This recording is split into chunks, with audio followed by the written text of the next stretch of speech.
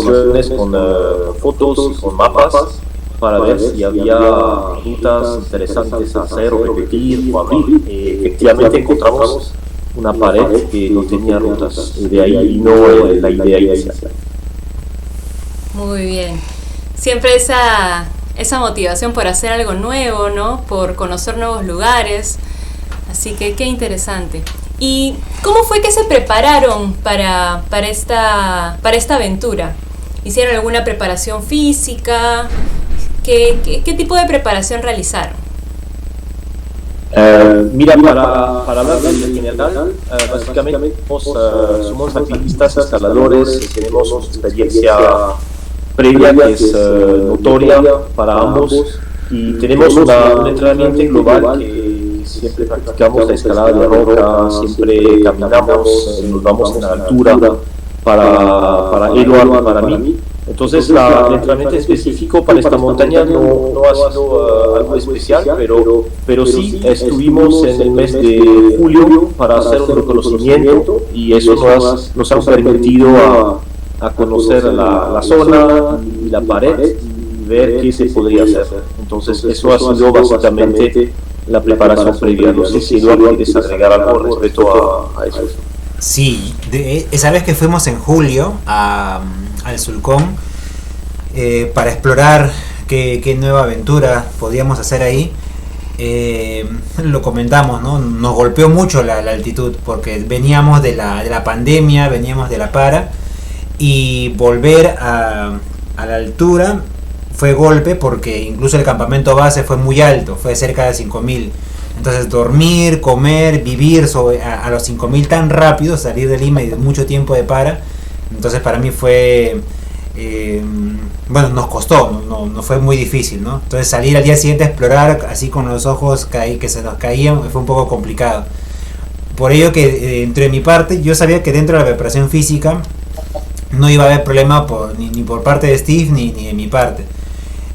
Pero a mí me llamó un poco la atención esto, cómo hago con la aclimatación. Entonces coincidió con que a la semana siguiente de esa expedición estuvimos en Huaraz con los chicos del team. Nos fuimos, estuvimos por el Bayunaraju, luego estuvimos escalando por allá y luego fuimos hasta a la expedición de Huascarán.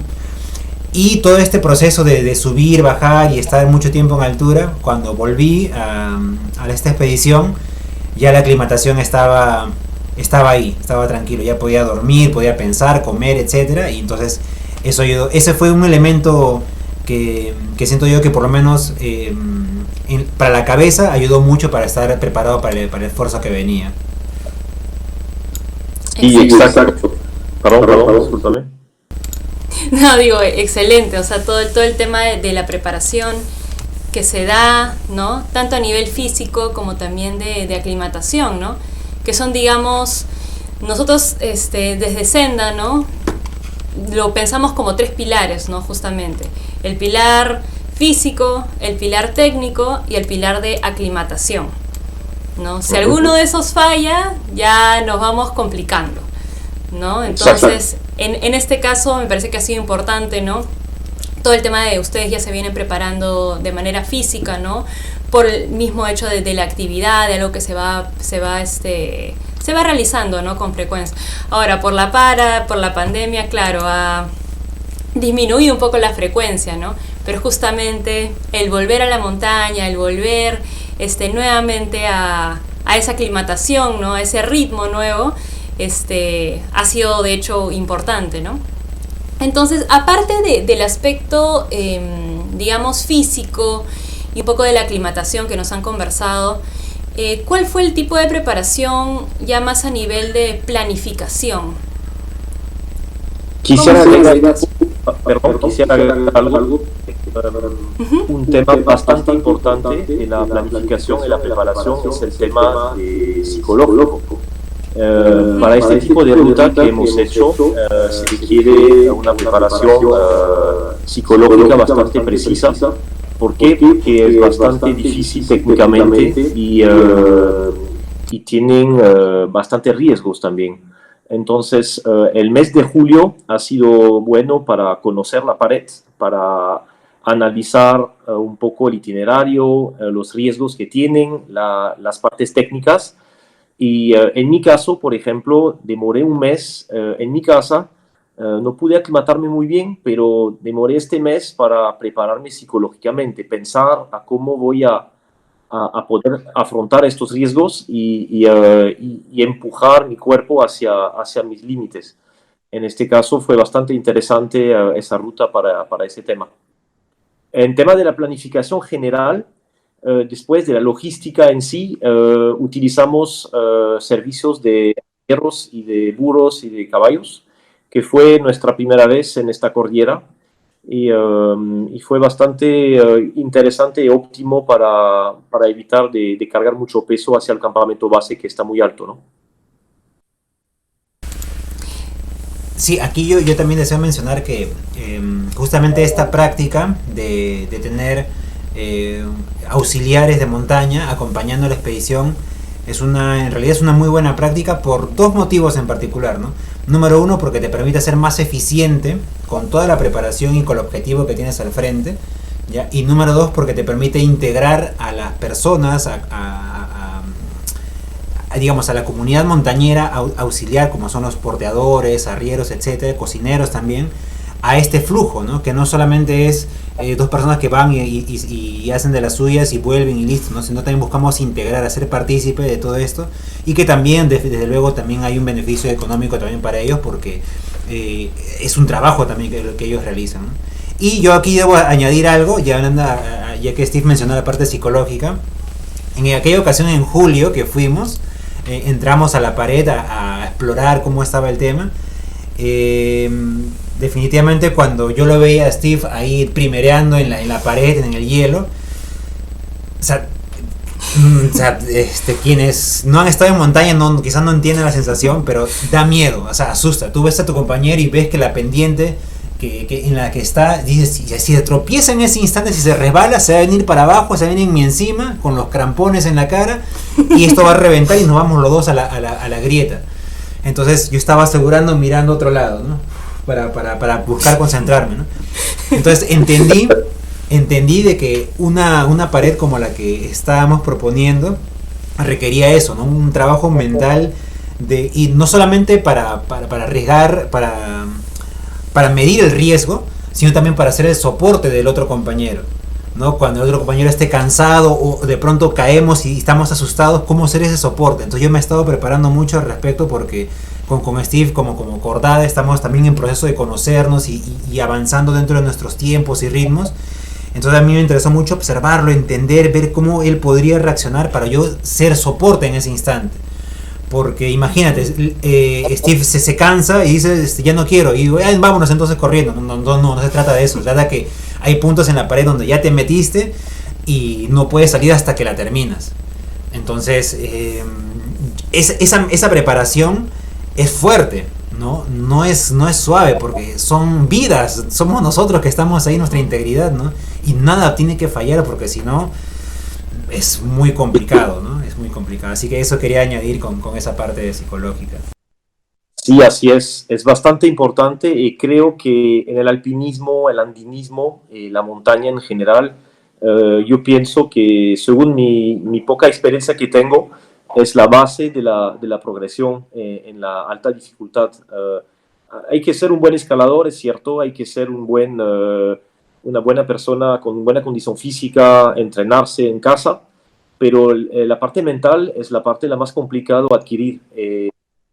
Justamente es la parte donde a veces nos permiten también diferenciar entre la muerte y o sea, el abandono o continuar y accidentarnos, ¿no?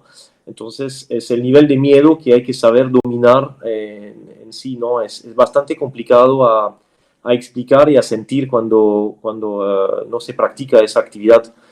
Pero es cierto que en la pared tuvimos una muy buena acordada, a pesar que no nos conocemos mucho, es la primera ascensión que hemos hecho juntos, fluyó bastante bien, tuvimos que apoyarnos los dos sin hablar, o sea, es una comunión entre la acordada para poder continuar, porque hubo a un cierto punto, un punto de no retorno, o sea, hay un punto donde es mucho más difícil bajar, peligroso, que seguir hacia la cumbre es salir por arriba. Entonces, esa parte sí es complicado a veces y es algo específico del alpinismo que no conseguimos mucho en la escalada rocosa o de paredes, ¿no? Donde podemos bajar mucho más fácilmente en general.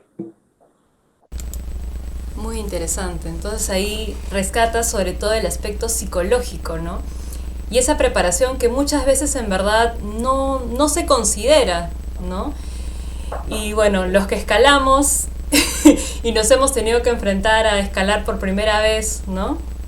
Digamos de primero, sientes ese, digamos, esa vocecita que sale en tu cabeza de todos los miedos, todo lo que uno tiene que enfrentar en ese momento, y eso obviamente se ve mucho más acrecentado en un lugar, digamos, no controlado, ¿no? Y menos controlado como es la montaña, ¿no? Eso es muy interesante. Algo que tú quisieras resaltar, Edward, más bien respecto al tema de planificación, para ti, ¿cuál fue el eje principal, por ejemplo? Aquí, mira, para mí lo más importante, que eso me pareció que yo estuve de acuerdo cuando Steve lo propuso en cuanto a días y todo, es que se dieron, se precisó, o sea, se eligió un día principal para hacer la actividad y un día posterior para volver a Lima y hacer las cosas, etcétera, y un día previo de exploración, ¿ya? Entonces mínimo son 3 días, ¿ya? En donde uno puede hacer las cosas tranquilas. Te digo porque en alguna ocasión, porque los tiempos de los limeños son así, ¿no? Que tienen uno el sábado en la tarde y domingo y tiene que estar el lunes otra vez para hacer sus cosas. Hemos intentado hacer expediciones sábado, domingo. O sea, domingo vas a cumbre y mismo domingo estás bajando a Lima, pero no se disfruta. Porque estás con el apuro que el carro se te va, que ya tienes que... No, ya vámonos, no puedo dar un pegue más porque tengo que bajar, nos llegamos tarde, la congestión en Chosica. O sea, ya no se disfruta la montaña. En cambio, con este itinerario, con esta planificación de mínimo 3 días, ya, y se añade un día anterior para preaclimatación, etcétera. Entonces uno va tranquilo y les digo por experiencia que dentro de esa planificación así con estos días se disfruta mucho. Puedes contemplar, puedes tener unos minutos para sentar y contemplar tu vida y hablarte a ti mismo. O sea, es bonito, ¿no? Es muy bonito sin estar con apuros ni nada. Eso yo rescataría mucho, ¿no? Eso hace que la experiencia sea mucho más plena, más bonita. Claro. Y es bastante importante para el logro del objetivo tal. También necesitamos varios días para lograr esos tipos. Es cierto. Pero quiero resaltar también algo bastante importante que en las cordilleras cercanas de Lima a veces no se utiliza, son los porteadores. Yo tengo amigos de Huaraz que vienen seguido acá y nos apoyan para portar equipo, ayudarnos con los campamentos, la comida. Y es un soporte a veces que es bastante emocional porque tenemos una relación con la radio, con ellos, en caso que hay un accidente, a pesar que en estas zonas si tenemos un accidente estamos solos porque no hay mucha ayuda posible. Pero igual es una ayuda psicológica que a mí me ayuda a veces. Y como son personas que nos ayudan, nos descarga un poco de responsabilidades en el campamento para poder concentrarnos a esos tipos de escaladas, ¿no? Entonces es interesante tenerlo, si se puede a veces. Cierto, si tienen una escalada de un fin de semana no es tan necesario para una sola noche, pero si se van 4 o 3 días es mejor. Exactamente. Sí, y ahí yo quiero añadir que quienes han ido de campamento, como dices, de un día para otro, hasta 2 días, de pronto alguien se ha ido a Marcahuasi y podría hacer unas cosas, y que están viendo en este momento esta entrevista, saben lo terrible que es estar comiendo atún, galleta, o allinomen, o sea, es terrible, no se puede. Al segundo campamento no quieres volver a probar esas comidas, ¿no? Sin embargo, de esta manera, aparte de saber que hay otras personas que te van a recibir, que vas a saludar, que te vas a abrazar y que te van a ayudar, te preparan una comida más sabrosa, ¿no? Que llegues al lugar y que te sientes ¿ya? Porque hay un asiento, hay una mesita, esté caliente la comida, esté cerrado un ambiente así como si estuvieras en tu casa casi, y una comida muy agradable, muy rica, con personas que también entienden tu esfuerzo, entienden tus sueños y que están ahí acompañándote. O sea, esa experiencia es muy linda. Ese estándar de expedición es muy bonito, y se lo digo que para todos aquellos que digamos, quieren hacer más eficiente su camino para montaña y hacer cosas que te reten a ti mismo, que te reten a ti en tus propios límites, ese tipo de soporte te va a hacer totalmente la diferencia. Exactamente. Exacto. Aprovecho para saludarlos a ellos que siempre nos acompañan, que es Antonio Jorge Sillo Chinchay de Pashpa, que está cerca de Huaraz. Ellos siempre vienen por Lima a ayudarnos en la Cordillera Blanca. Y también hay un tema interesante también a mencionar. Tenemos un contacto en San Mateo que es bastante importante para el tema del traslado de San Mateo a Llacmayo con una movilidad privada que sí es interesante para no dejar nuestro auto, y nos ayuda, y se llama Carlos Grijalda. Entonces él es nuestro apoyo allá, él nos ayuda a coordinar transportes o a veces nos acompaña para tomar fotos en el inicio de la caminata, y es bastante interesante tener una red de personas locales que nos permiten avanzar en nuestro montañismo local, ¿no? Sí, y solamente eso, para pasar a la siguiente pregunta sobre Cari que nos quiere hacer. Eso que acaba de decir Steve me parece muy valioso, esta red, ¿no? ¿Y por qué es importante esa red? Porque la cultura montañera, el espíritu, esas ilusiones, esa energía del montañista, del que quiere hacer algo nuevo, no solamente que se queda con uno y me voy a mi casa y me lo guardo para mi Facebook y mi Instagram, no, sino lo comparto desde con mi cordada, la comparto con el que nos lleva la movilidad hasta allá, el personal que nos prepara la comida, el que nos lleva los caballitos, y nos pregunta, ¿y por qué van a subir? ¿Y qué es eso que estás llevando? Entonces, cuando tú le explicas, mira, esto es un piolet, esto sirve para esto, hacemos esto porque nos buscamos tal cosa, etcétera, esa cultura, ese pensamiento del montañista va creciendo y se va esparciendo en las personas, y eso es lo que queremos en nuestro medio. Pues si queremos que en el montañismo en nuestro país crezca justamente con esa ilusión, con esa pureza, hay que difundir el buen montañismo, no el de desorden. Oye, vamos como sea nomás, voy con jean a ir a lo que salga, llevo mi chata de ron y ya está. No, eso para qué, eso pueden hacerlo en el barrio tranquilos, ¿no? Pero en montaña tenemos que rescatar esa pureza, porque algo nos lleva a la montaña. Ya de eso hablaremos un poco más, no quiero entrar todavía en planos todavía espirituales y reflexivos, pero bueno, eso quería añadir, Cari. No sé si tienes alguna pregunta para seguir. Sí, sobre ese tema solamente quería añadir que, bueno, un esfuerzo que también hemos estado haciendo en los últimos meses, un poco también de para, es justamente desarrollar esa parte de este tipo de servicios, ¿no? Justamente en la zona de Llacmayo, que es donde se encuentra el Nevado Sulcón, ¿no? De hecho, es un trabajo, por ejemplo, en Huaraz ya tienen décadas, ¿no? Desarrollando muy bien la actividad montañera. Tienen a guías excelentes, ¿no? Que desarrollan la actividad, y ya hay todo un ecosistema ahí que funciona muy bien, ¿no? Y eso es algo que nos falta acá en la zona de Lima, ¿no? Entonces es algo que se tiene que ir trabajando, ese esfuerzo es de largo aliento, ¿no? Pero justamente este tipo de expediciones, ese tipo de, digamos, de emoción por ir a la montaña, por conocer, por hacer nuevas cosas, impulsa también justamente que la comunidad también se involucre, ¿no? En este caso la comunidad de Llacmayo se ha involucrado en varias actividades que se han organizado desde Senda también, ¿no? Y hay personas que están interesadas quieren brindar servicios de alimento, quieren, ¿no? de portear, etcétera. Entonces eso es algo que también es muy positivo, ¿no? Y eso también impacta en la calidad también de vida de la población, ¿no? Ahora, continuando.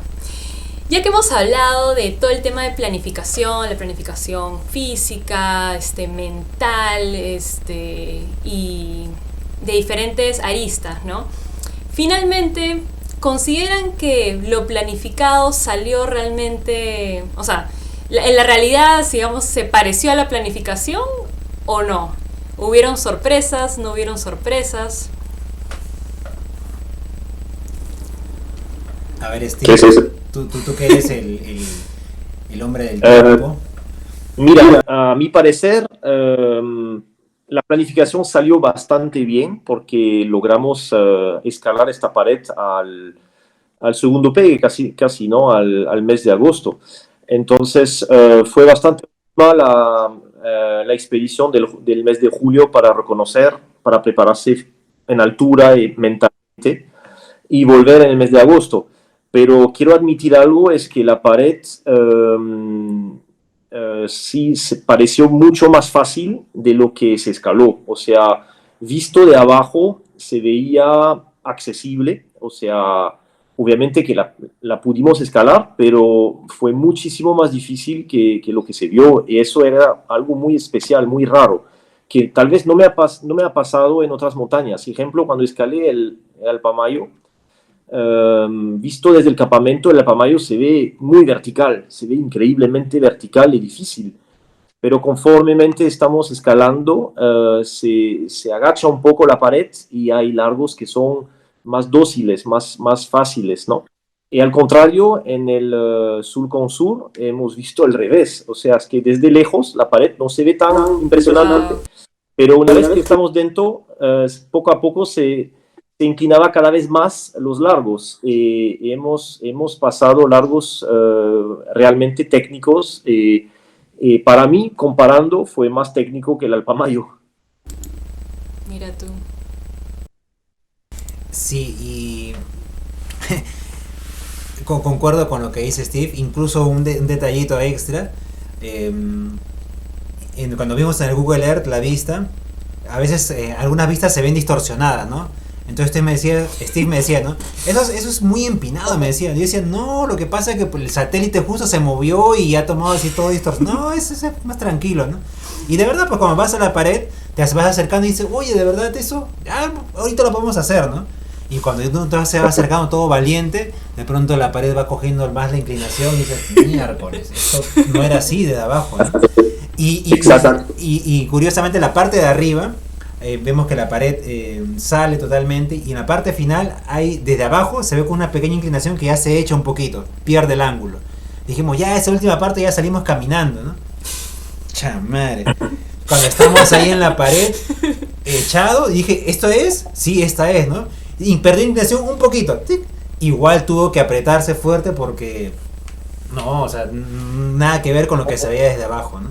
Y cuando llegamos a la arista, a la arista cimera, no se veía, no tenías que asomarte, que por ahí hemos subido, y dices, miércoles, ¿no? Sí, efectivamente, desde la cumbre se veía la pared y era realmente impresionante, ¿no? O sea, cierto que el último largo de cuerda era un poquito más fácil, pero igual se quedaba en los 50 grados o hasta más. Y era hielo, o sea, no era nieve, o sea, era hielo. Escalamos la pared enteramente en los dos puntos de los grampones. Entonces fue exigente en este asunto, ¿no? Sí, y ahí un tip para quienes deseen repetir esta vía o hacer otra vía de escalada técnica, trabajen fuerte esas pantorrillas porque terminaron destruidas, a mitad de pared estaba ya que no quería ni apoyarme. Y al día siguiente cuando desperté en la carpa, igual las piernas adormecidas, ahí las pantorrillas ahí que... No, pero sí, la exigencia fue muy fuerte, como dice Steve, hubo hielo bastante duro, por la temporada se seca, o sea la parte de nieve desaparece y queda solamente la parte de hielo. Y requiere su técnica para no desgastarse, pero igual exige mucho las pantorrillas. Claro, sí. ¿Y cómo fue ese itinerario? ¿En qué día llegaron? ¿Cuánto tiempo duró, digamos, cada parte, cada largo? ¿Hubo un tiempo de exploración? ¿Cómo fue? Mira, empiezo yo, si quieres, Eduardo, un segundito. Nos despertamos a las 2:30 de la mañana para salir un poquito más de las 3:45, un poquito antes de las 4 de la mañana. Salimos del campamento a 4.980 metros. Luego hay que cruzar el glaciar, que es bastante caótico. Es un glaciar de morena, y muchas piedras, subida, bajada, inestable. De noche cuesta un poco.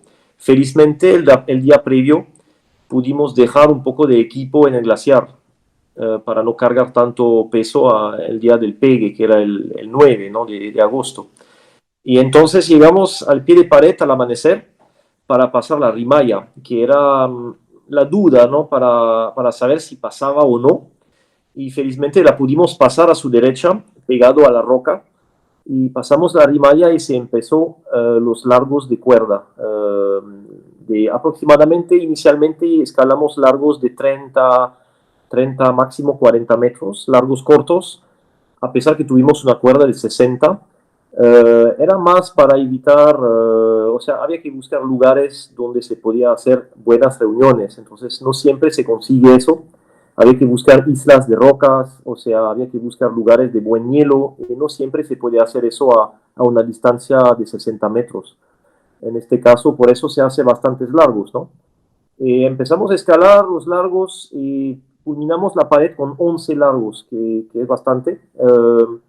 Algunos han sido de 60, como la última, pero bastantes largos han sido cortos, de 30 o tal vez 40. Puede ser que el crux, que es la parte más técnica, que es la zona del mixto, ha sido un poquito más corto, pero como 20, 25 tal vez, pero ha sido también la parte la más difícil, la zona donde nos decidimos a continuar, pasamos esa zona difícil y nos abrió el camino hacia la cumbre. Sí, esa parte recuerdo mucho, ese acceso. Eh, Dicho sea de paso, siempre la montaña está en constante movimiento, ¿no? Tiene un dinamismo natural que no lo podemos predecir.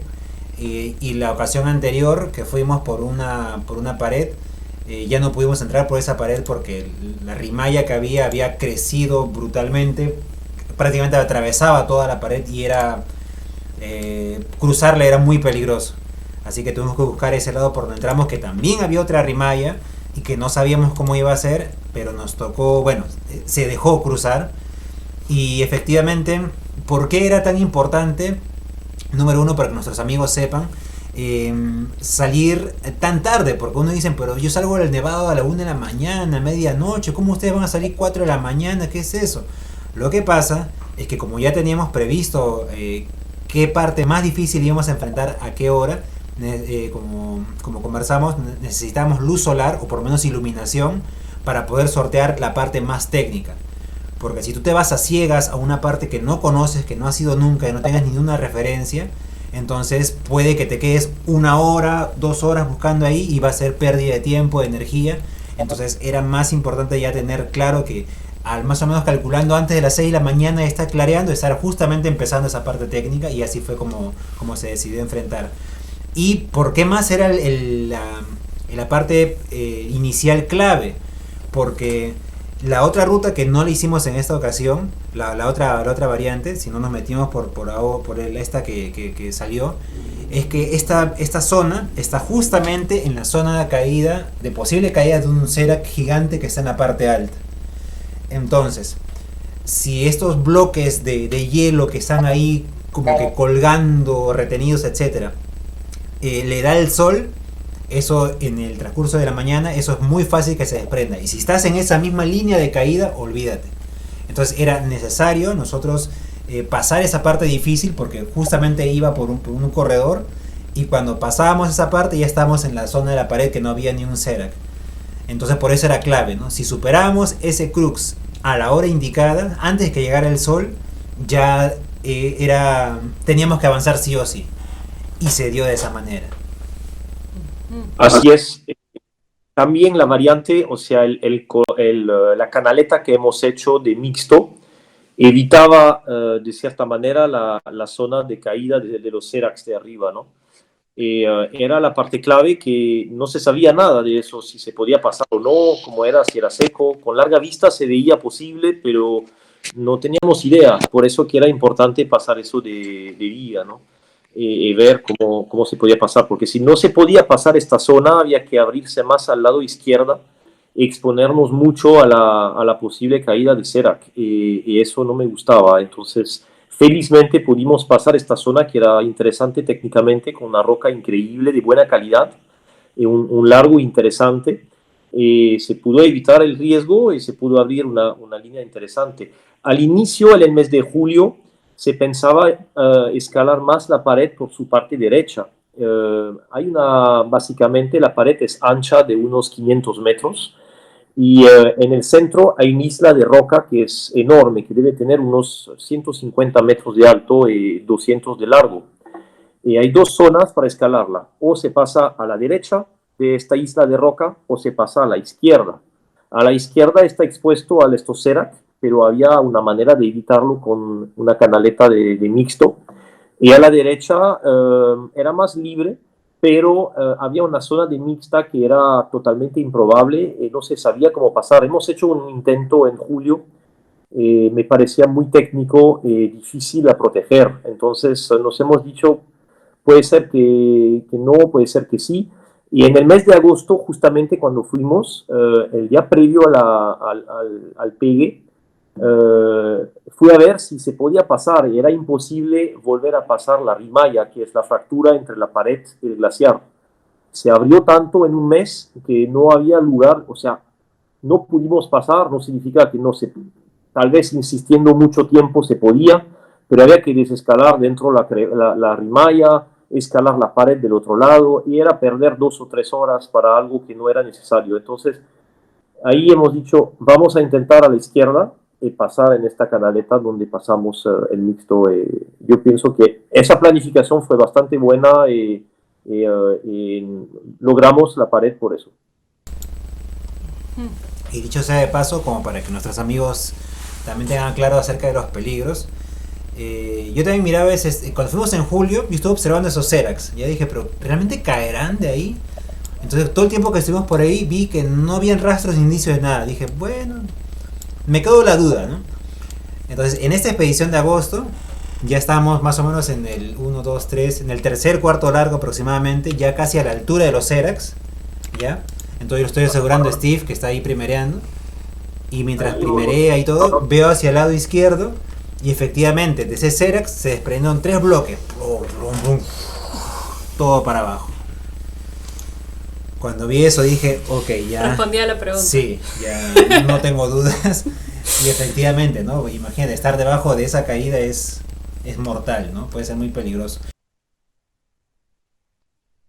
Ya en esa hora, porque Steve calculó que más o menos 10 de la mañana ya el sol le daba esa cara, y ya estábamos más de las 10 ya, y el sol estaba dando, y alrededor, en los glaciares que están alrededor y las paredes de otras montañas que están ahí, se escuchaba como crack, crack, crack, ese sonido de desprendimiento glaciar, de cómo se quiebra el hielo por el sol, ya se escuchaba por toda esa zona, ¿no? Entonces eso le daba un toque de estar ahí acompañado con un sonido, pero como le dijimos esa pared estaba limpia, ¿no? Una vez que pasamos de ese lado, ya era la parte de cada uno de nosotros, ¿no? Exacto. Y por ejemplo, hablando ya de los largos, ¿no? Del crux, digamos, de toda la ruta en general, hablemos un poco de la graduación, ¿no? En este caso, la vía tiene una graduación, pero quiero que me cuenten y que le cuenten, imagina, a la audiencia un poco cómo funciona la graduación en una vía técnica de montaña.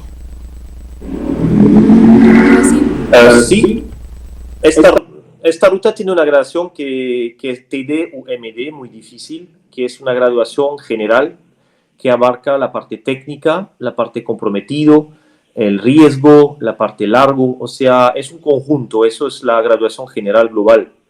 Luego hay una graduación que es más precisa, más sobre algunos puntos de la escalada, que hay M5, que es la zona mixta, que es el crux.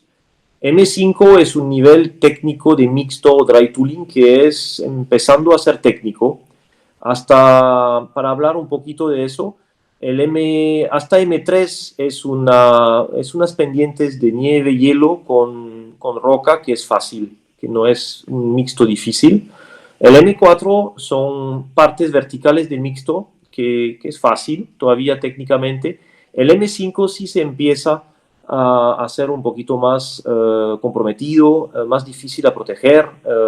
Hay que lanzarse en el largo y un poquito más técnico a escalar.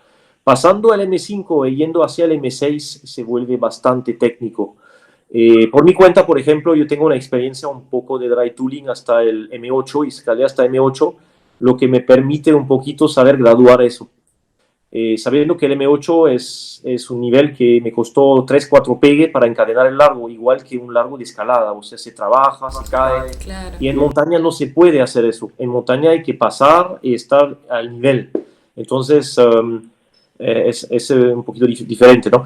En la graduación general también que tenemos hay W y 3 más, que es Water Ice, que es el hielo puro, 3 más, que es ¿por qué 3 más? Porque 3 es básicamente pendiente entre 60 y 70 grados, es 3, 70 más o menos en montaña. El 4 es básicamente 80 grados, pero con secciones de 10 metros, casi vertical, pero sección de 10 metros. En el largo que tuvimos más técnico había 65, 70 grados y una parte a 80 de unos metros. Puede ser un 3 más, un intermedio entre el 3 y el 4. Entonces, para ser un poquito más preciso, así se gradúa esa escala, ¿no? También hay que saber un poquito cómo se gradúa la cascada de hielo, hay que saber un poquito cómo es todo eso.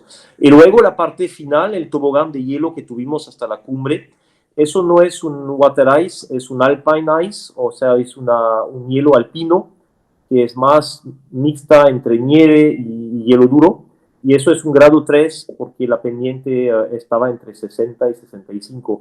Existen escalas que permiten definir todo eso. Con la experiencia personal de uno se puede comparar con otras salidas que se conocen. Entonces, así se gradúa. Pero básicamente no es tan sencillo explicar todo eso. Podemos pasar 2 horas para hablar de la graduación. Es verdad. Pero para que sepan más o menos. No sé si Eduardo quería agregar algo más genérico o general de todo eso. Sí, hay algo que sí me compartió al respecto y que lo comparto ahora, ¿no?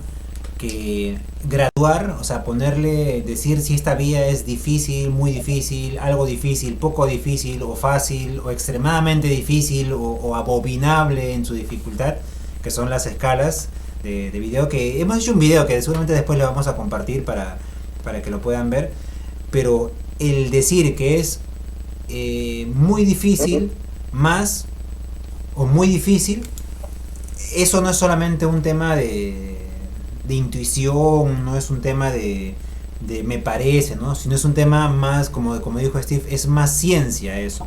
¿Por qué? Porque ahí hay parámetros, ¿no? Hay parámetros que se conocen, pero parámetros no solamente a nivel local, sino a nivel internacional, ¿ya? Entonces, acompañado eso con la experiencia que se debe tener en esos campos, uno puede dar esa graduación.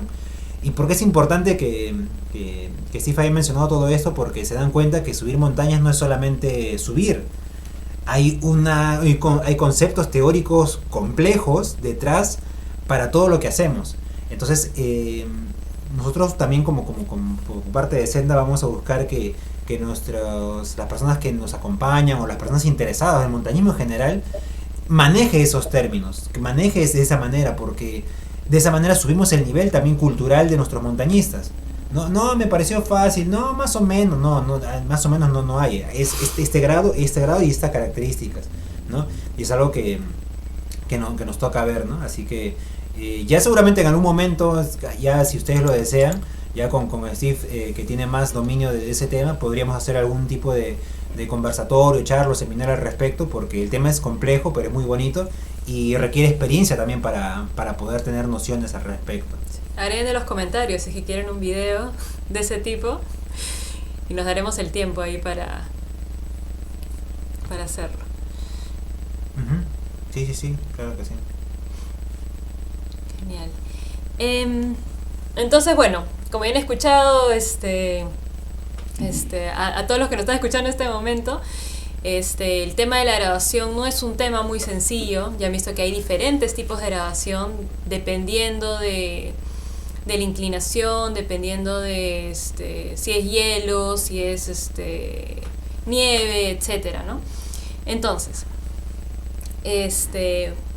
vamos a pasar un poco por el lado del material, ¿no? Para poder conocer un poco más sobre qué material se utiliza para una vía técnica de este tipo, ¿no? ¿Cuáles son los materiales? Un poco contar para qué sirve cada uno y cuéntenos por ahí si tuvieron que abandonar alguno. Ustedes nos dirán. Sí, Eduard, me permite empezar solo por una introducción y luego, si quieres, desarrollas el equipo general técnico.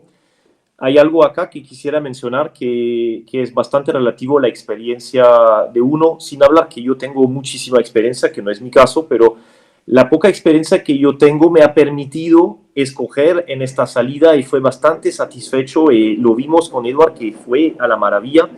El equipo exacto de empotradores, de pitones, de tornillo de hielo, de cintas que se tuvo para esta pared. O sea, inicialmente yo pensaba y cada vez reducía más, no, hasta 4 nomás, hasta 3, por el tema de peso, ¿no? O sea, no se puede llevar 200 kilos a una cumbre, ¿no?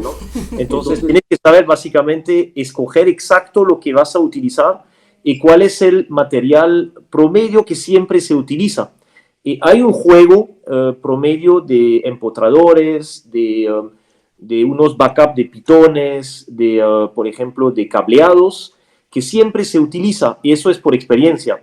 Hice mi paquete así, y funcionó la maravilla porque pudimos hacer nuestras reuniones siempre la mejor posible, la más segura posible, y utilizamos bastante estos equipos. Hemos hecho reuniones con tornillos, con estacas, con cableados, con pitones, se acoplaba todo, porque a veces había puntos que no eran muy sólidos, había que acoplarse entre 2, 3, a veces 4 puntos, porque tenía duda de que uno fallaba o más. Se pudo hacer y avanzar. En la ruta se dejó 2 pitones, no porque no se pudo sacar, es porque se dejó antes del largo difícil de mixto, en la reunión antes y después de este largo, ¿no? Como para recordar nuestra ruta, ¿no? Como regalo a la PU. Dejó unas banderas ahí, Steve, Es nuestra. Sí. y bueno, hago un pequeño hecho anecdótico, ¿no? Cuando ustedes aprendan montaña, ya, desde hacer un rapel, nudos, siempre se va a enseñar un orden, ¿ya? Primero hace esto, luego esto y luego esto, ¿ya? No te puedes saltear uno de los pasos porque te parece más fácil o más difícil, ¿no? ¿Qué pasó?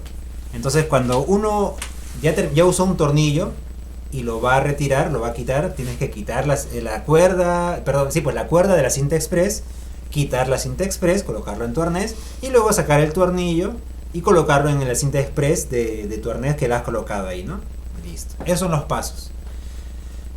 Pero llegó un momento que estaba tan cansado y estaba con flojera de sacar otra vez por todos los tornillos en el camino, ¿no? Para hacerlo más rápido dije, ¿qué pasa si dejo la cinta expresa ahí? A ver, y comencé a girar la manivela del tornillo, ¿no? Y la cinta express como helicóptero, ¿no? Tac, tac, tac, tac, tac, corriendo. Dije, no pasa nada, ¿no? Estoy ahí dando vueltas, que saca el tornillo, miro a Steve, bajo la mirada y ya no está la cinta express.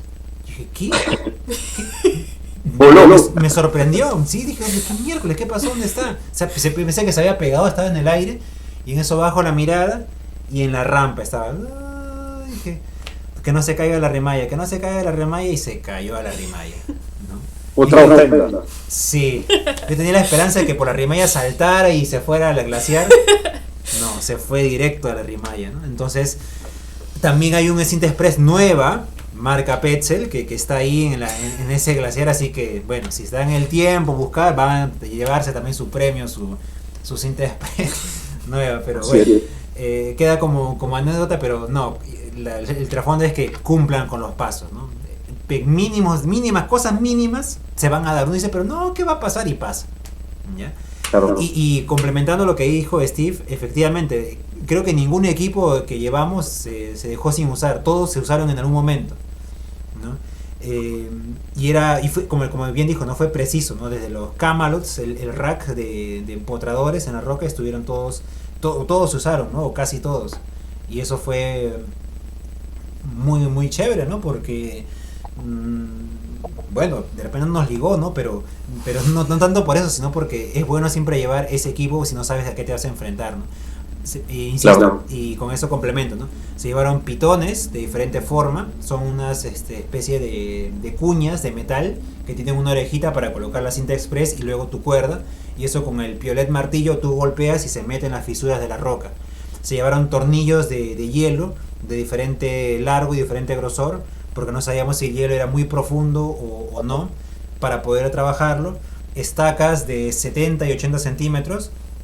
Sabemos que para la próxima tenemos que buscar estacas de repente unas un poco más cortas. Llevamos también bueno, las cintas para proteger. Y bueno, eso que nos sirvió de empotradores, ¿no? O sea, para los anclajes, que son las partes más sensibles. Y para el uso propio, bueno, un par de piolets técnicos, de todas maneras. Los crampones también, lo más técnicos posibles que uno pueda tener. Bueno, las botas, las bandas elásticas para que no se te pierdan los piolets. Varían en la marca. Steve tenía una marca, yo tenía el B-Link de Petzl, que lo estrenaba en esa ocasión. Bueno, el casco infaltable de todas maneras. Los guantes. Y bueno, alguna botellita ahí para hidratarse en el camino, ¿no? Pero ese básicamente ha sido el equipo principal, ¿no? Así que ya saben, hay dos pitones y una cinta express en esa vía ahí para algún día alguien los recuperará. Así es. Sí, se llevó, por ejemplo, 6 estacas y se usaron varias, igual las usamos. No es tan fácil escalar con estacas porque se tiene que amarrar en el hombro, acá, en esta altura de la mochila, y para recuperarlo de manera más fácil, así con mosquetón. Es más difícil amarrarlo en el arnés porque nos estropeamos aquí con los crampones, es más difícil para escalar. Entonces, mi técnica, que honestamente la probé y funcionó bien, es amarrarlo acá todas en mi hombro izquierdo para poder retirarla de manera fácil, ¿no? Luego llevamos 6 tornillos, creo, o 5, que los usamos en su completo, ¿no? Pitones dejamos 2, pero llevamos como 4 o 5 pitones, ¿no? Y varios cableados friend, ¿no? Camalot. Entonces, la roca sí me asombró porque abajo en el glaciar, en la zona del campamento, la roca es de muy mala calidad en general en la cordillera central. Cuando subimos más allá de los 5000, la roca no es muy buena. Al contrario de Yuracmayo, que es una caliza de calidad excepcional, pero arriba es otro tipo de roca que es más una roca granítica o no sé exactamente qué tipo de roca es, pero muy fraccionada en láminas. Yo pensaba que en la pared iba a ser muy fea, pero finalmente no. Las islas de roca que conseguimos para hacer reuniones en la zona mixta fue de buena calidad, tal vez porque la pared está bastante congelada, bastante hielo que selló toda esta roca, pero fue de gran ayuda para hacer buenas reuniones, ¿eh? En caso contrario hubiera sido bien difícil protegerse mejor. Hay que decir un tema también bastante importante en esta pared, para alguien si lo quiere repetir un día, es una cara sur-oeste. Las caras sur nunca tiene sol en Sudamérica, ¿no? En Perú, pero las caras suroeste tiene sombra hasta más o menos fin de la mañana, en la tarde hay sol. Nosotros pensábamos salir en la cumbre mucho antes, que se iba a demorar menos tiempo. Lo que pasa que no, finalmente demoramos más tiempo porque estaba bastante congelado y era difícil escalar. Sobre todo en la tarde, cuando empezó el sol, había una capa de hielo que se derretía encima y era un poco difícil escalar esa parte, ¿no? Entonces había que escalar delicadamente para no resbalar porque la caída no era posible. Por eso que se demoró un poquito, ¿no? Nos pregunta Hernán San Giovanni, nuestro amigo Hernán. Hernán, esperemos vernos pronto para ir a montaña también él es montañista. Bueno, ¿cuántos largos? Ya dijimos que hemos hecho 11 largos. Y nos pregunta cuántos rapeles. En este caso, Hernán, no bajamos por la misma pared porque ya tuvimos 10 horas de pared y dijimos, bueno, no. Bajamos de la cumbre sur hacia la cumbre norte, o sea, hicimos la cumbre sur y de bajada hicimos la cumbre norte. No tanto porque quisiéramos ascender a la cumbre norte, sino porque era el camino que vimos que era más sencillo para salir de la montaña. Y luego ya hicimos bajamos de la montaña caminando hasta llegar al campamento, ¿no? Así que no tuvimos que hacer rappel, porque luego, por lo menos de mi parte, ¿no? Luego de tanto trajín, jugártela otra vez más en un rappel y colocando cosas para recuperar, dijimos mejor vamos tranquilos, ¿no? Aparte que ya era tarde ya, porque ¿a qué hora llegamos, Steve, saliendo de la pared? Salimos de la pared a las 4 de la tarde, 4 y media, por ahí, 4 y media, y llegamos a cumbre a las 5:15 de la tarde, ¿no? Haciendo o sea, tomamos nuestro tiempo para llegar. Había bastantes penitentes, no sé si te acuerdas, para llegar a la cumbre cansaba bastante, pero llegamos al anochecer y era espectacular. Sí, fue muy bonita esa parte. Uno de los momentos en lo personal más especiales justamente fue en ese descenso, ¿no? Porque, o sea, llegamos, acabó la pared, nos sentamos a descansar, a comer, porque no habíamos comido casi nada o muy poco, a tomar un poco más de agua, y la cumbre estaba muy cerca, ¿no? Y dijimos, bueno, ya que estamos acá, vamos por la cumbre, pues, ¿no? Ya para completar el itinerario, ¿no? Y había también una rimalla, bueno, una grieta gigantesca ahí, que cuando tú entrabas era como una ventana, ¿no? Te asomabas y veías como un coliseo, así, un espacio, una caverna gigantesca, brutal. Y tuvimos que bordearla para llegar recién a la cumbre. Fue tranquilo, estuvimos un rato ahí y todavía había sol, ¿no? En el horizonte. Pero mientras bajábamos, nos volvimos a encordar para ya volver, para salir ya de la montaña, atravesar todo el glaciar. Ese momento tan bonito y tan maravilloso para mí, que fue entre el sol, sus últimos rayos, ocultarse, y que la montaña, el cielo se pone en un color muy especial, y mientras estás caminando por una nieve y ese glaciar es tranquilo, no hay grietas, es muy parejo, la brisa era muy suave. Fue uno de esos momentos así de estar en otra dimensión, en otro planeta. Estar con una coloración y la luna que por ahí el horizonte apareció con una uñita ahí al fondo. Eso fue para mí uno de los momentos más sublimes y más alucinantes de la expedición, ¿no? Esos segundos, esos momentos que te regala así la naturaleza, la montaña. Luego de haber vivido todo eso, uno dice, no sé, ni siquiera decir nada, simplemente tu corazón se abre así, ¡plup!, como un popcorn, ¿sabes? Y uno baja así, ¿no? Muy interesante. Wow. Claro.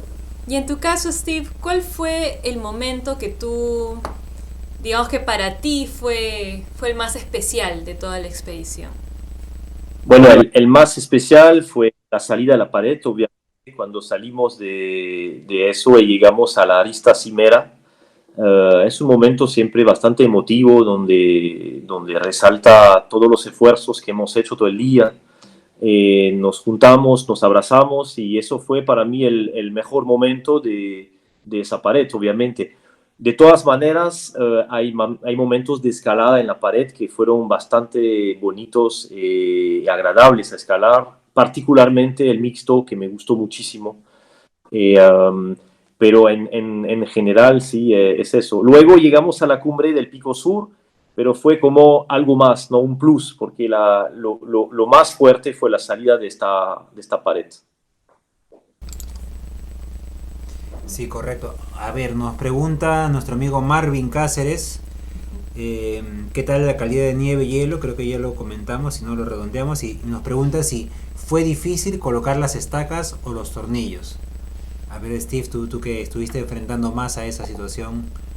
Mira, para hablar de la calidad de nieve y hielo, podría decir que este año es un año un poco particular. De repente ha nevado bastante tarde en la temporada, o ha sido más frío, no se sabe, porque comparando con el año pasado, que estamos en pandemia, pero tuve la oportunidad en pandemia de irme a Huaraz y de escalar el Ixinca, unos 5.000 por allá, y era mucho más seco. Este año lo vi con más nieve, más hielo. De todas maneras, comparando entre julio y agosto, hubo un cambio. Es más seco en agosto de todas maneras y la calidad de la nieve ha sido un poquito menos buena porque bastante más hielo. Pero había bastante calidad de buen hielo, sobre todo en la zona técnica el hielo era muy bueno, hielo de cascada de hielo. En la zona superior, obviamente que la calidad bajó un poco por el calor, ¿no? El sol. Entonces era un poquito más difícil a protegerse y había que poner estacas. Las estacas sí eran fáciles, obviamente te cansa un montón porque tienes que martillar con el piolet, demora un poco y a veces no puedes meter muchas estacas en un largo, ¿no? Tienes que si tienes un largo, metes 2 estacas nomás. Entonces llegas, haces una reunión con estaca y ya está, ¿no? Nunca se sabe si el estaca es muy sólido tampoco, o sea, eso no se puede saber, es más una ayuda psicológica, ¿no? Por eso que no se debe caer sobre eso. Pero globalmente fue bastante buena. Recomendaría para los que desearían hacer una repetición, hacerlo antes, tal vez en la temporada de junio a julio sería mejor que agosto. ¿Por qué? Porque la parte cimera, si tiene una calidad de nieve más profunda, se vuelve más fácil a escalar, demora mucho menos tiempo, entonces es mejor, ¿no? Sí, entonces, respecto justamente a esas recomendaciones, aparte de, digamos, el atacar o el ir un mes antes, ¿no? Por este tema de la nieve, ¿qué otras recomendaciones podrían dar a las personas que desean repetir esta vía? ¿No? ¿Qué nivel tienen que tener? ¿Qué experiencia? ¿Qué consideraciones deben tener? ¿Quieres empezar, Eduardo?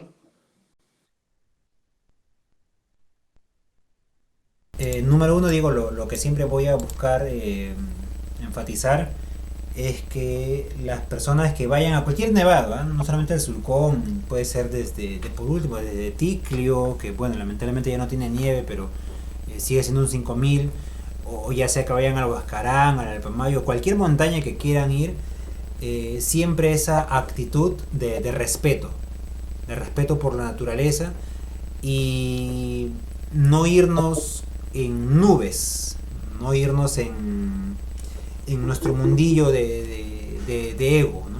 Estamos yendo a un lugar que no dominamos, que no es nuestro, que no conocemos y que así hubiéramos ido antes, como vamos a ir ahora va a ser muy diferente. Entonces esa actitud de humildad, esa actitud de aprendizaje, de autoaprendizaje y de respeto, me parece que tiene que ser clave. Yo no concibo un montañista que vaya a hacer algo con aires de ser superestrella o algo así, no he visto, no me he tenido la oportunidad de cruzarme con alguno. Seguramente habrá por ahí alguno, ¿no? Pero si quieren formarse ustedes como montañistas, porque nosotros también estamos en ese anhelo de querer ser buenos montañistas, ese es el primer consejo que yo doy, ¿no? Esa actitud, ¿no? Cómo vamos de corazón a la montaña. Y luego, como segundo punto, no dejar basura en la montaña. Todo lo que llevas, todo eso te lo traes, ¿ya? Y número 3, para darle paso a Steve, buscar esa planificación. Si no te queda claro cómo es la planificación, cómo hacerlo, nos puedes consultar a nosotros o a una amistad que tenga mucho más experiencia que tú. Puedes consultarle para que te asesore y te oriente al respecto, ¿ya? Pero si vas a dar una montaña que no conoces, es mejor conversar. Que no sea tanto como no, ese es mío, mi montaña, y no, sino conversemos, dialogamos, compartamos experiencia. Y esa es la intención de ahora, no decir, mira, ¿saben qué? Si quieren volver a hacer, tengan en cuenta esto, ¿no? ¿Qué más, Steve, tú podrías decir? Sí, lo que es bastante importante es que hay que prepararse bastante. El alpinismo es una actividad a riesgo, es peligrosa, se puede caer, se puede morir. No es como escalar en un gimnasio, no es como hacer boulder, a pesar que el boulder tiene a veces su riesgo, ¿no?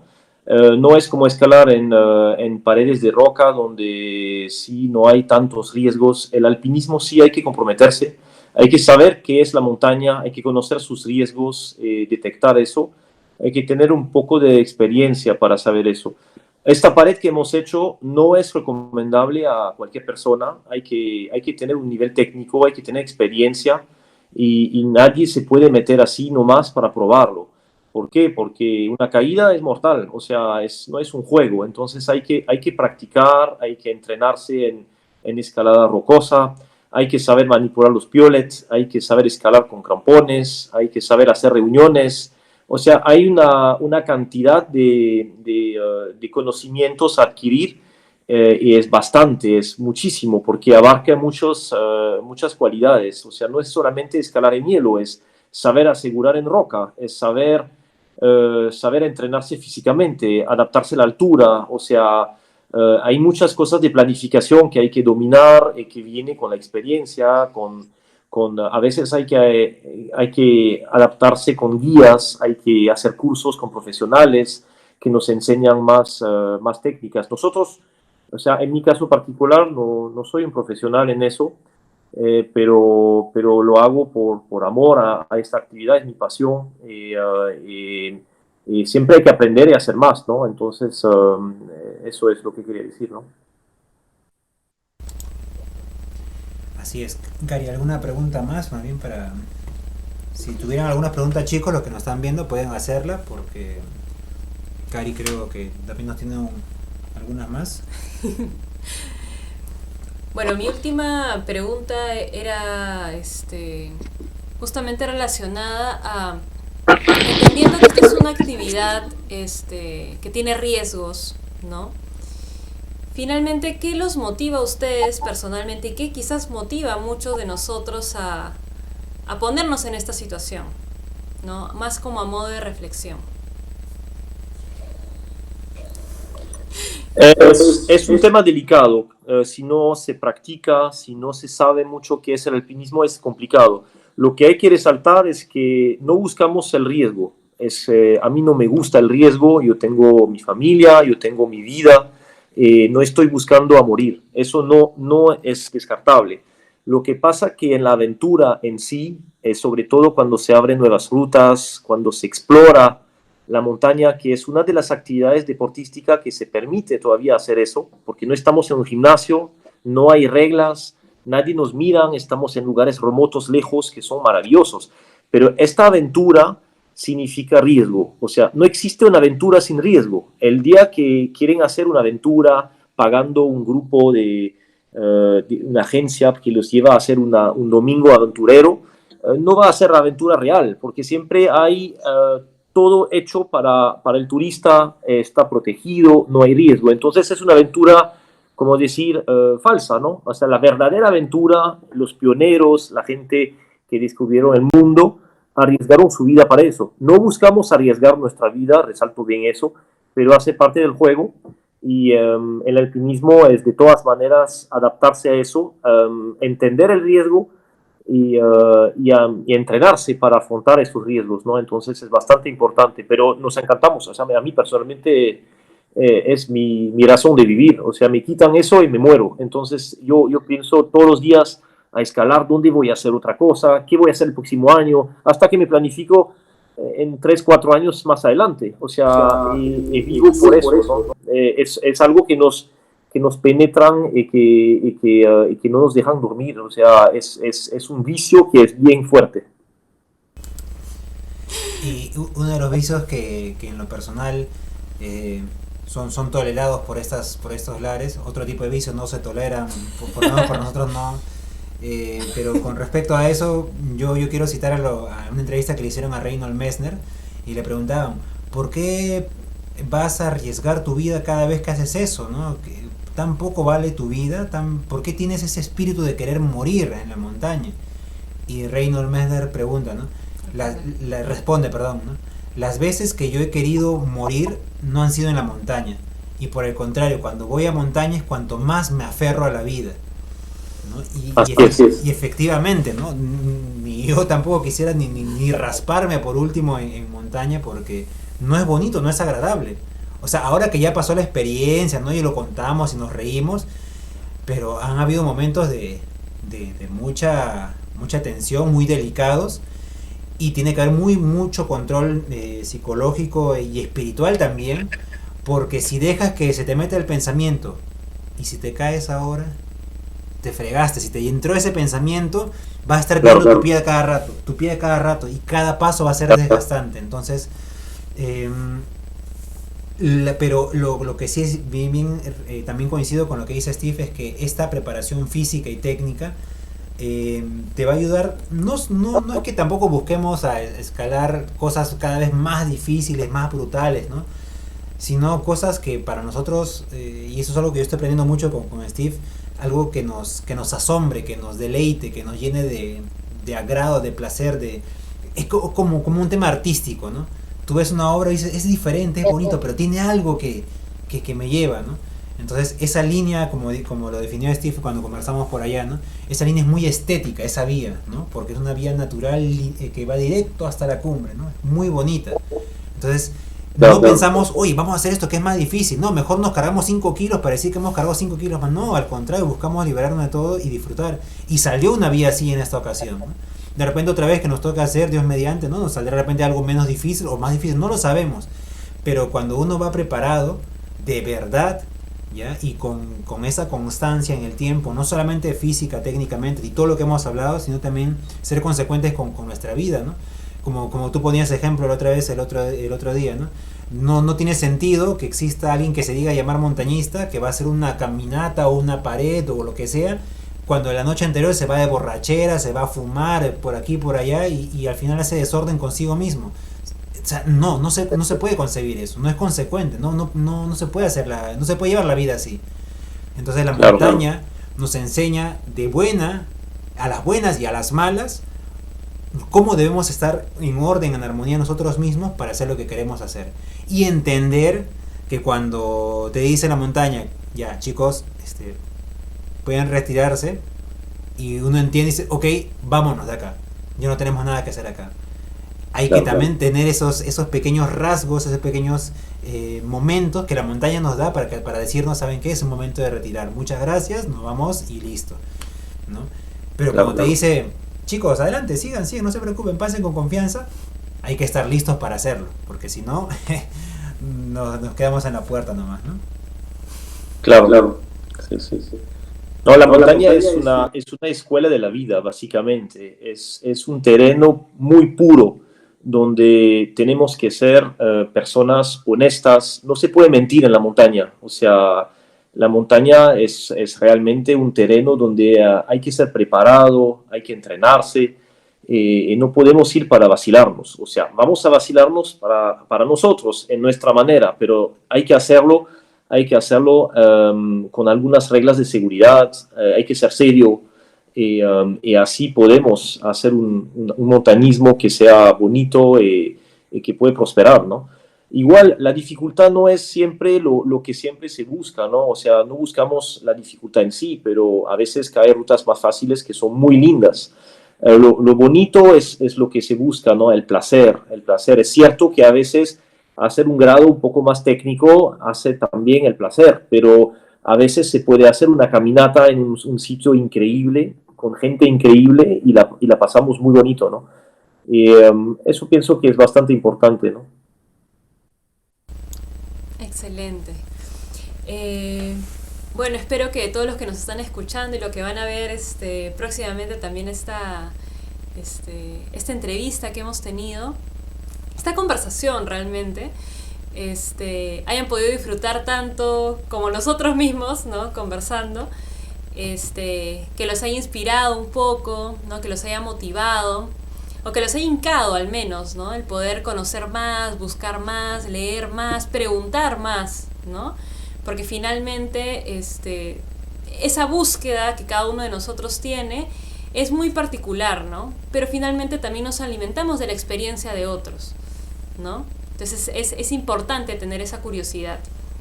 Entonces no sé si ustedes quieran dar algunas palabras finales a quienes nos están escuchando. No sé, Steve, Edward. Yo quisiera agregar algo más, una recomendación a la gente que le gustaría practicarse esta actividad bonita, de leer los libros de la cultura alpina, porque eso es el motor de nuestra motivación. O sea, básicamente conocer lo que los alpinistas de la época hacían, saber la historia de la escalada, de la montaña, donde se abrió las rutas más famosas. Y el Perú es una zona increíble para practicar esta actividad. ¿Por qué increíble? Porque todavía acá se puede dibujar líneas en montañas que muy poca gente escalan, lo que hemos hecho. Se puede conseguir un montón de montañas de 5.000 que tiene 2 o 3 ascensos, tiene miles de paredes que son totalmente vírgenes. Eso es increíble y no existe en los Alpes. En los Alpes no vamos a encontrar ese terreno, ya pasó. En los Alpes es como si la escalada tiene que ser de repetición nomás. Acá estamos todavía en una época donde se puede abrir itinerarios, se puede explorar, hacer novedades, y muy poca gente se dedica a eso. Obviamente hay que tener experiencia, pero aventúrense, o sea, busquen a conocer eso, a practicar esta actividad de exploración que es lo más bonito, y cualquier cosa que necesiten, si algún día podemos juntarnos en una pared, con gusto les ayudaré a lo que sea. Así es, ya en su momento con Senda vamos a ver, organizar algún tipo de encuentro, de compartir, para poder eso, compartir justamente, ¿no? Porque si no generamos comunidad montañera, con cultura montañera, no se va a poder crecer bien, ¿no? Y buscamos eso, que crezca este tema de montaña, ¿no?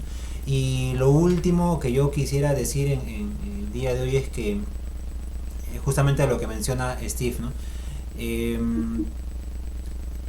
Todo lo que hacemos en montaña, como dice una frase de un libro en montaña también, nosotros estamos parados en hombros de gigantes, ¿no? Que quiere decir que lo que hemos hecho ahora no es que seamos los únicos, los primeros en la vida, en la historia, no, sino que ha habido muchas personas que ya fueron a esa montaña, que ya exploraron, que hicieron vías, y que a raíz de esa experiencia hemos aprendido y nos ha motivado a hacer justamente eso. Incluso antes de ellos hubo otras personas que estuvieron en el lugar, que observaron primero y que estuvieron en esa zona. Entonces, y antes de ellos, los que llegaron ahí por primera vez, habían conocido a otros montañistas en otro país que los inspiraron a hacer eso, ¿no? Entonces, nosotros no somos solamente los que estamos ahí, hicimos una vía y ya está, no, sino que venimos siendo parte de este legado de montañero a nivel mundial que está buscando eso, esa curiosidad casi infantil de querer saber qué habrá allá y si subo, ¿no? Eso que de niños a veces nos motiva a hacer cosas, pues eso está latente ahora, ¿no? Y que lo único que les pediría es que eso lo conservemos, no lo abandonemos, porque es parte de nosotros, es parte de nuestra vida. Que podemos tener hijos, perritos, familia, trabajos, negocios, empresas, todo lo que quieran, perfecto. Pero no abandonemos eso, ¿no? Ese espíritu, ese decir, yo dejé de hacer eso porque tuve mi perrito, dejé de hacer eso porque tuve mi hijo, dejé eso porque me casé. No, entonces, ¿qué quiere decir? Que por culpa de esa situación dejas de ser tú mismo. No me gustaría que quedara ese mensaje para nuestras generaciones, ¿no? Hay maneras como organizarnos siempre, pero básicamente ese corazón, eso que está dentro de nosotros, yo creo que deberíamos mantenerlo siempre y nada, simplemente adicionar que hay que entrenar, no hay de otro, ese es el camino. Listo. Bueno, yo les agradezco a ambos un montón, muchas gracias Steve, muchas gracias Edward por estar aquí con nosotros. Muchas gracias. Ha sido muy buena interesante poderlos escuchar, y nada, esperamos los próximos proyectos también que se puedan venir, manténganos al tanto, que yo sé que ya tienen planificado acá los próximos 5 años, entonces hay mucho por hacer. hay mucho por hacer, efectivamente, así que ya saben, los que nos están escuchando, a prepararse, a entrenar, a ver capacitaciones técnicas, a leer, ¿no? Historias. Hay muchos grandes montañistas a nivel internacional, tanto de la historia clásica como contemporánea, así que alimentémonos de esas experiencias también y motivémonos a hacer más montaña. Así que muchas gracias y hasta la próxima. Hasta luego. Muchas gracias, estamos en comunicación. Chao, gracias. Chao. Chao. Chao.